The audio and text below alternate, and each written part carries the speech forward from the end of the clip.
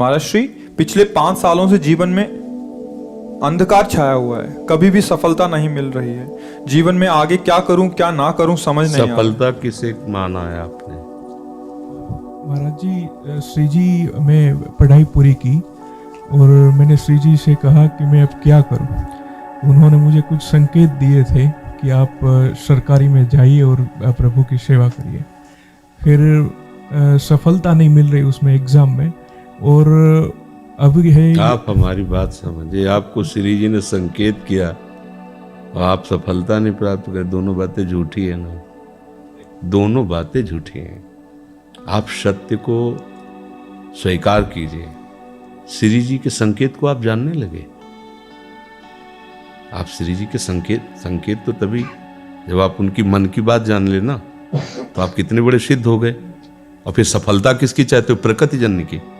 आप श्री जी के संकेत को जान जाओगे तो श्री जी के प्रेम की सफलता चाहोगे, लोकवत नहीं। और ये लोक की सफलता, सुनो पहले, प्रारब्ध के अधीन है।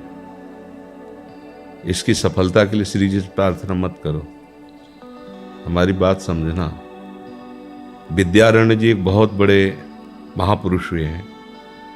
उन्होंने अपने माता पिता को सुखी करने के लिए, धन प्राप्ति के लिए गायत्री अनुष्ठान किया। ब्राह्मण कुल में जन्म हुआ था। एक पुरस्चरण 24 लाख गायत्री होता है। उन्होंने एक पुरस्चरण किया, 2 पुरस्चरण किया, एक बार भी कोई धन की प्राप्ति नहीं हुई। आखिरी में उन्होंने संन्यास लिया। जीव संन्यास लिया, माता गायत्री प्रकट हो गई। उनका अब इंद्रासन भी मांगो तो आपका, तो बोले अब क्या जरूरत है, अब तो वैरागी हो गया, विरक्त हो गया। माता पिता भी पधार गए, उनकी सेवा के लिए अर्थ चाहना। 23 पुरस्चरण किए, तो आप तब नहीं आई। तो उनका तुम्हारे अनंत जन्मों में ऐसे 24 महापाप थे जिनके कारण मैं नहीं आ पा रही थी। अब वो 23 पुरण से चरण से नष्ट हुए, पुरस्चरण से, और 24वां तुमने संन्यास लिया। तो अब आप जो चाहो पर, बोले अब चाहिए ही नहीं, क्योंकि अब सन्यासी हो गए, अब तो ब्रह्म प्राप्ति के लिए। तो इससे आभास होता है कि अगर हमारा बुरा प्रारब्ध है तो हमको भोगना पड़ेगा। हम कितना भी प्रयास करें वो हमें, तो हम क्या करें इसमें जिससे हमें परम शांति हो? प्रभु के नाम का जप करते हुए उन पर दृष्टि लगाएं कि प्रारब्ध से हमारा भरण पोषण शरीर का भले, ये हमारा भरण पोषण आपसे होगा नाथ। तो वो एक ऐसे हैं जो आपके प्रारब्ध को भी मिटा देंगे। वो ऐसे शरणागत वत्सल हैं कि सब लिखा पढ़ी अलग कर देंगे। सुदामा जी को दरिद्रता का योग था। ऐसी दरिद्रता, कई कई दिन तक भिक्षा नहीं मिलती थी। ये जितने भी चरित्र हमारे लिए उदाहरण है। मांगने जाते थे तो मांगने से भी नहीं मिलता था, कई कई दिन। तो एक दिन उनकी पत्नी ने कहा कि हमारा आपका तो चरणामृत से भी गुजारा 2 दिन 3 दिन हो, 4 दिन हो, छोटे छोटे बच्चे तो मर जाएंगे ऐसे। कुछ तो उन्होंने कहा, श्री कृष्ण के सिवा हमारा कोई नहीं, अब हम क्या कर सकते हैं?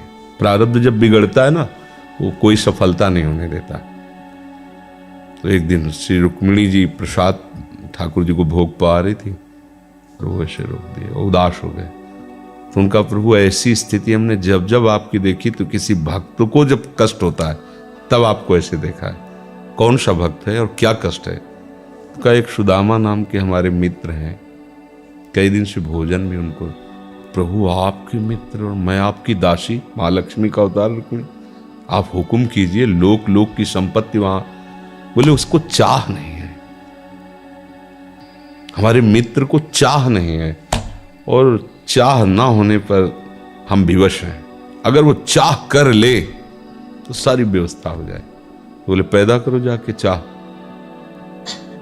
बोले उनके हृदय में तो नहीं पैदा कर सकते, हम भी, क्योंकि जिस हृदय में भगवान का आश्रय और निरंतर चिंतन है, वहां माया की चाह नहीं होती। बोले उनकी पत्नी के हृदय में, बोले प्रयास करते हैं जाके। भगवान संत वेश में गए, भिक्षाम दे, निकली। अतिथि का सत्कार करना गृहस्थ का धर्म होता है। हाथ जोड़ा और कहा, हम असमर्थ हैं, आपको भिक्षा नहीं दे सकते। क्यों? बोले हम अपवित्र हैं, हमारे ऊपर सूतक लगा हुआ है किस बात का सूतक? हमने एक पुत्र जन्मा है, तो ठीक है, हम 10-12 दिन बाद आ जाएंगे। बोले नहीं, आजीवन अपवित्र रहेंगे। वैसा कौन सा? बोले दरिद्रता रूपी। विद्वान की पत्नी है तो ऐसे उनका दरिद्रता रूपी पुत्र का जन्म, अर्थात सीधे कि मैं नहीं दे सकती या देने योग्य नहीं, ऐसा न कहीं उनका मैं अपवित्र हूं। उनका दरिद्र कैसे हो सकती हो? जिनके पति के मित्र द्वारिकाधीश भगवान श्री कृष्ण है, वो दरिद्र कैसे हो सकता है? एक बार कहो ना अपने पति से। चले गए। जो सुदामा जी आए तो उन्होंने कहा कि देखो, आज एक अतिथि आए थे, उनको मैं कुछ नहीं दे पाई, मुझे बहुत कष्ट है कि मेरे पुत्र और आए हुए अतिथि का भी हम स्वागत नहीं कर सकती, उनका भरण को आपके मित्र द्वारिकाधीश प्रभु श्री कृष्ण। सुदामा जी ने कहा, बोले चले जाओ ना, वो कुछ न कुछ सहयोग कर देंगे। तो बोले हम ऐसे मित्र नहीं बनाए कि वो हमारा सहयोग करे, कभी नहीं, मर जाऊंगा, पर उनसे ये नहीं कहूंगा कि आप हमारा। बोले मत कहना, दर्शन के लिए तो चले जाओ, वो सुना है इतने उदार हैं कि वो जाने पर ही दे देंगे।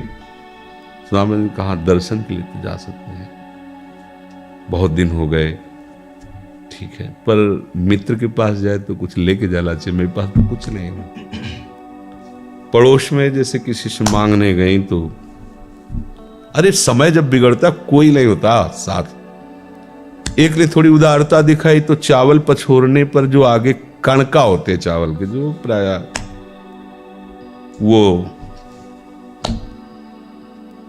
लिए सुदामा जी ने कहा हमारे प्रभु भाव के भूखे, कुछ ले जाएंगे, खाली हाथ तो नहीं है।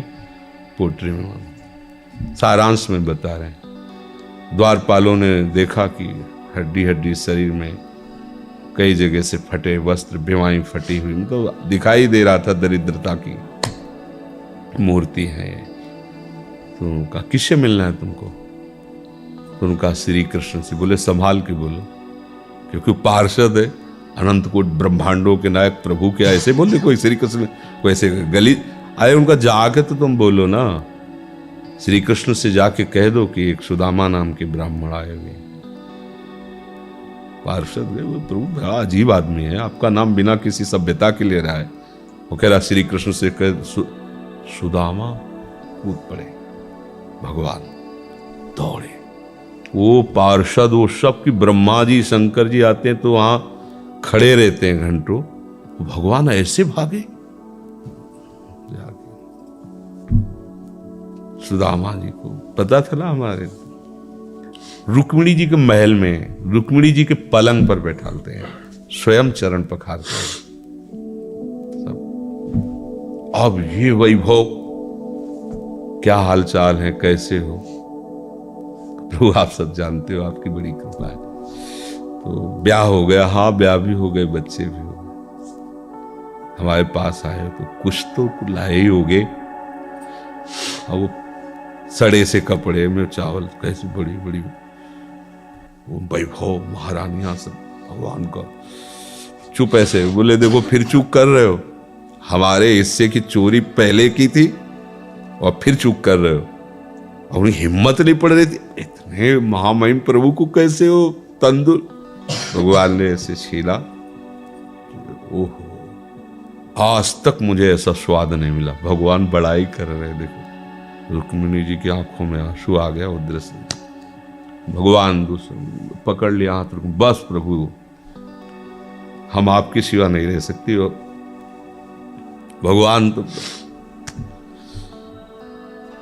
सुदामा जी का स्वागत समान, अच्छे कपड़े पहनाए।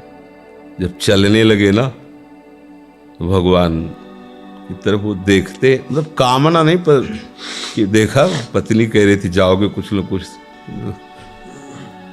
चले प्रभु? हाँ ठीक, घर से ऐसे चले जाना, हाथ भी खाली। प्रभु ने कहा देखो ये कपड़े जो है ना महंगे हैं, रास्ते में तुम्हें चोर बदमाश, तुम अपनी पोशाक पहने इनको उतार दो।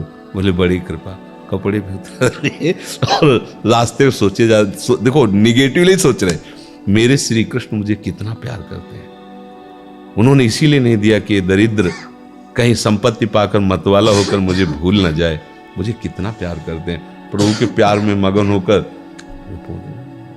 सुदामा पूरी खड़ी जैसे द्वारिका। तो उनको भ्रम हुआ कि मुझे लगता है चलते चलते मैं पुनः द्वारिका आ गया। तो वहां पूछ रहे हैं कि ये किसका है। भगवान के पास विधाता है, उनका प्रभु ये तो गलत हो गया, इनके भाग्य में हमने लिखा था क्षय श्री, ऐश्वर्य का नाश, जीवन में नहीं ऐश्वर्य, क्षय श्री। भगवान ने उसका उल्टा कर दिया यक्ष श्री। जैसे कुबेर का अथाह धन का खजाना, त्रिभुवन का खजाना वही है कुबेर के पास, जैसे कुबेर का खजाना यक्ष श्री। तो कहा प्रभु, तो उनका इन्होंने एक पुण्य किया है, अनंत ब्रह्मांडों के समस्त जीवों को तृप्त कर दिया है। प्रभु खुद को खाने को ले तृप्त, बोले मेरे रोम रोम में करोड़ करोड़ ब्रह्मांड वास करते हैं, और इनके तंदुलों से मैं तृप्त हो गया। अनंत ब्रह्मांडों का भंडारा हो गया, उसका जो पुण्य होता है लिख दो इनके भाग्य में। अब किसी की चलेगी प्रभु के आगे। तो एकमात्र प्रारब्ध को मिटाने वाले भगवान है, कर तुम अकर तुम अन्यथा कर तुम। तो आप भगवान की शरण होकर उनका नाम जप कीजिए और उनसे प्रार्थना कीजिए कि आपको उचित लगे तो समस्या का समाधान कर दीजिए, नहीं तो मुझे समस्या से लड़ने का बल और विवेक दीजिए।